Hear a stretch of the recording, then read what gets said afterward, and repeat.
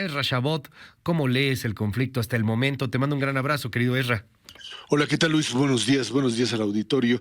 Pues sí, finalmente los aliados decidieron, Luis, utilizar el arma nuclear, la arma nuclear financiera, o sea, bloquear prácticamente las transacciones financieras de Rusia a través, pues, de sacar a este país del llamado SWIFT, que es el acrónimo del Sistema de Sociedades para la Comunicación Financiera Interbancaria, que es simplemente la forma de hacer transferencias desde un país a otro. Cuando tú haces eso, cuando tú sacas a la gran mayoría de los bancos importantes rusos de este sistema SWIFT, pues prácticamente lo que haces es hacer pedazos el rublo. Ayer por la noche esta moneda pues se devaluó a 40% y en la mañana ya solamente veíamos una devaluación del 10 al 15%.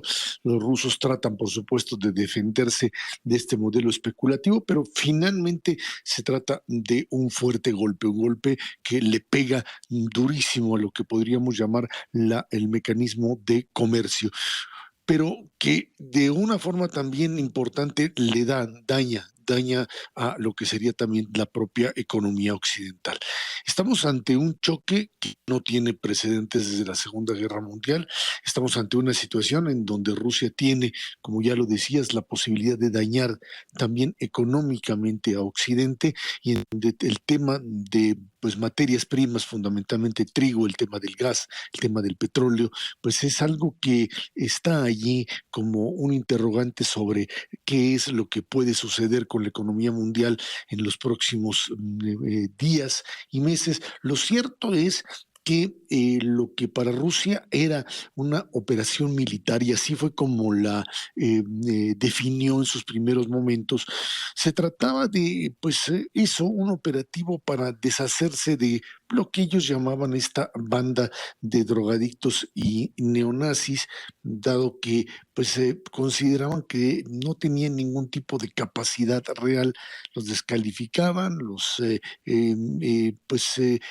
pensaban que no tenían la capacidad real de resistencia, y al hacer este tipo de consideraciones, pues simplemente no entendieron lo que representaba, por un lado, la capacidad militar ucraniana, que hay que reconocerla, no era mínima, ya lo habían estado preparando durante mucho tiempo, y por otro lado, la convicción, la certeza de los ucranianos de que no querían vivir, no quieren vivir bajo la dominación rusa. A diferencia de lo que sucedió en Afganistán, Luis, cuando pues se lo llenaron de armas, pero los afganos simple y sencillamente no estaban dispuestos a combatir frente a los talibanes, y por más armamento que les dieron, pues finalmente los talibanes tomaron el poder. Aquí los primeros días demostraron que los ucranianos estaban dispuestos a jugarse la vida. Y así es como cuando se vio esta reacción de un ejército ucraniano dispuesto ahora sí que a partirse la vida en esta guerra, bueno, pues simplemente Occidente decidió que era momento de armarlos, de que sí había gente dispuesta a pelear, de que sí había una convicción real de que no querían vivir subordinados al gran monstruo ruso, y en función de eso es que esta guerra tiene la posibilidad de prolongarse. Rusia habla de un primer momento de negociación en Bielorrusia, al mismo tiempo que genera las condiciones para trasladar ahí armamento nuclear, que en función de lo que ha dicho Putin, hasta este momento no hay nada que se le pueda creer al dictador ruso. Absolutamente es, como decían los dirigentes europeos, una figura muy poco confiable, Luis, una figura en donde lo que ha venido diciendo en el último mes o 2 meses, pues no tiene ningún asidero en la realidad. Ha sido un juego del gran invasor que trata de engañar, que utiliza palabras y realidades totalmente distintas, frente a un liderazgo de Zelensky, de un presidente que es cierto, era un comediante que se convierte ahora en un verdadero héroe nacional, un hombre que se planta, un hombre que tiene capacidad de acción, un hombre que simple y sencillamente decidió que su papel era estar al frente del propio ejército y de no salirse. Se lo dijo abiertamente al propio presidente de los Estados Unidos cuando le dijo, salte de ahí, le dijo, yo lo que necesito son municiones, no un aventón para irme de Ucrania. Y bueno, en función de ello es que se aumenta el potencial militar de ese país.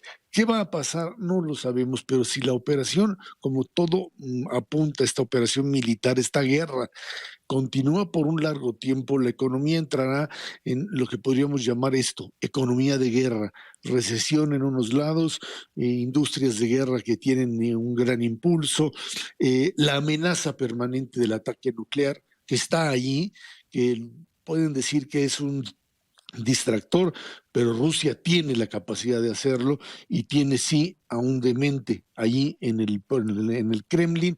Hemos visto reacciones de la población rusa contrarias a él, pero las manifestaciones han sido sometidas. No hay un indicador claro de que el ejército ruso pueda romper con Putin, al menos no en este momento, y mientras el tema nuclear esté allí como una opción suicida de los rusos, pues el temor es real, no se puede descartar, no podemos decir, no, está blofeando, no lo va a hacer, y en función de ello es que pues hay este intento de llegar a algún tipo de compromiso político. ¿Qué es lo que puede aceptar Ucrania como salida? ¿Hasta dónde podría aceptar simplemente perder una parte de su territorio en este momento para llegar a la paz, dejar Donetsk y Lugansk en zona rusa, Crimea como tal y llegar a un compromiso difícil en un momento como este, cuando el interlocutor, el señor Putin, es simplemente alguien al que su palabra simplemente también, perdón la reiteración, pero no vale ni un rublo, ni un miserable rublo, y en función de ello estamos ante un pues atorón, lo que le llaman un impas, porque Claro. no hay en este momento una salida que pudiese verse en el panorama en el Oye, corto plazo. La guerra es eso, la incapacidad ujú. de encontrar salidas hasta que alguien pues doble la mano o le resulte demasiado caro para poderla seguir en el corto tiempo, Luis. Eso es lo que se está viviendo ahora, y para México el Claro. riesgo es grande porque apenas veníamos saliendo el mundo en general y México también de esta catástrofe del coronavirus, y ahora pues esto de que ya estamos preparados para enfrentar esta nueva situación Claro. es algo totalmente fuera de la realidad.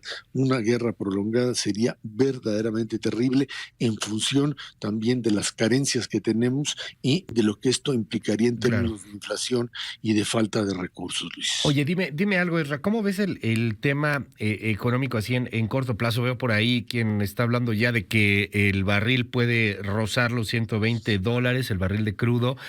Rusia es un exportador importante de distintos metales, o sea, no está manco, pues, o sea, le están cortando los fondos, le están cortando su conexión al mundo, pero también puede reaccionar de manera importante. Simplemente pensar, no sé, el precio del grano, el precio del tema de grano para ganado, etcétera, que se hace en Ucrania y que pues le da a gran parte de Europa este asunto y que evidentemente ahorita por el conflicto pues no habrá y tendrá alguna repercusión hasta en los alimentos. O sea, ¿tú qué ves ahí en cuestiones de números? Llegamos a 120 el barril, llegamos a un tema ahí de peligro de inflación de alimentos, por ejemplo. ¿Qué ves, querido Erra? Sí, por supuesto, estamos hablando de un tema de inflación de alimentos.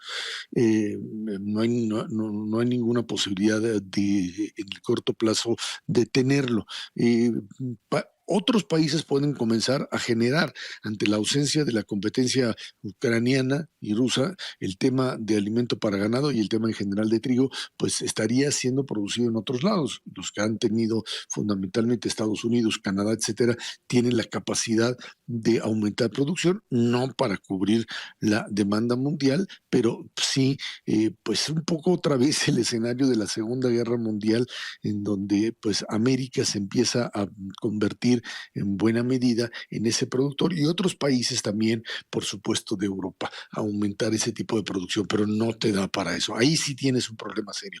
En el tema del petróleo y el gas, Estados Unidos tiene una reserva petrolera muy amplia.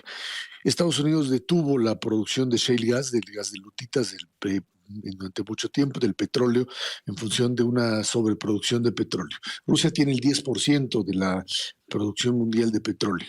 La alianza de Estados Unidos con el mundo árabe, con Arabia Saudita, y lo que ellos tienen como capacidad, además, para producir, para aumentar la producción, les da para pues evitar que esto se vaya a los 120, 130 y sí manejarlo en los rangos de los 90. Eso es lo que decían los expertos en cuestiones de producción, meterle todo, o sea, soltar una parte de la reserva estratégica norteamericana y al mismo tiempo permitir otra vez la explotación masiva de esto que a muchos no les gusta, que es precisamente esto, el shale, y en función de esto tratar de evitar una producción masiva. Hay mecanismos para contrarrestar lo que Rusia puede hacer, pero insisto, si esto se prolonga por mucho tiempo, esta inflación puede ser parte de ello. Un modelo también similar, pero en otras condiciones, por supuesto, al de la Segunda Guerra Mundial,